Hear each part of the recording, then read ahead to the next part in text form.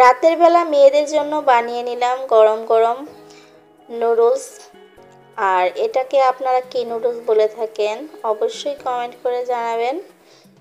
আর এই তো পাশাপাশি কিন্তু রাতের জন্য রান্নাও করে নিয়েছি। হ্যালো, আসসালামু আলাইকুম এভরিওয়ান, সবাই কেমন আছেন? আশা করি আল্লাহর রহমতে ভালো আছেন। তো এখন হচ্ছে রাত 9টা। তো আমাদের এখানে প্রায় সময় এখন হঠাৎ করে গ্যাস চলে যায়, আর রান্না করতে গেলে আসলে সারাদিনই রান্না করা যায় না। তো এখন হচ্ছে রাত 9টা বাজে, এখন হচ্ছে পুরোপুরি গ্যাসটা চলে এসেছে। আর আমি কিন্তু রান্না করার জন্য সব কিছু কেটে বেছে ধুয়ে তারপরে কিন্তু রেডি করে রেখেছি। আর গ্যাসটা চলে আসা মাত্রই আমি কিন্তু রান্নাটা বসিয়ে দিয়েছি। আর এখন হচ্ছে এগুলো হচ্ছে শোল টাকি মাছ, আর মাথা লেজ দিয়ে আমি হচ্ছে লাউ তরকারিটা রান্না করছি। আর এখানে হচ্ছে পুঁই শাক দিয়ে আর তেলাপিয়া মাছের মাথা লেজ এগুলো দিয়ে রান্না করছি। আর শাকটা কিন্তু মাছের মাথা দিয়ে রান্না করলে আমার কাছে অনেক ভালো লাগে। আর এই তো ফাইনালি কিন্তু আমার লাউ তরকারিটা রান্না করা হয়ে গেছে, এটাকে মাছের মাথা দিয়ে লেজ দিয়ে।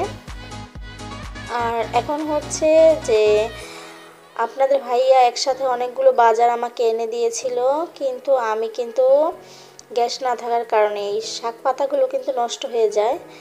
তো দিনের বেলায় তো লতিগুলো কেটে রেখেছি সুন্দর করে, শাকগুলোকে ধুয়ে এখন হচ্ছে হালকা করে একটু সিদ্ধ করে তারপরে কিন্তু ফ্রিজে রেখে দিব।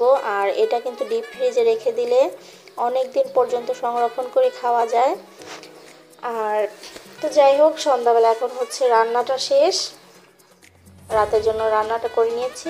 আর মেয়েদের জন্য এই তো এই চাউমিন নুডলসটা রান্না করছি। এটা হচ্ছে ফিতা নুডলসের মতো দেখা যাচ্ছে, কিন্তু নুডলসটা একটু মোটা। আর এটাতে আমি হচ্ছে সিম, তারপর টমেটো, ফুলকপি, পাতাকপি, ডিম, তারপরে অল্প একটু মুরগির মাংস দিয়েছি। সব কিছু দিয়ে আসলে সবজি দিয়ে মুরগির মাংস দিয়ে ডিম দিয়ে রান্না করে নুডলসটা খেতে কিন্তু অনেক ভালো লাগে। তো যাই হোক, সবাই ভালো থাকবেন, সুস্থ থাকবেন।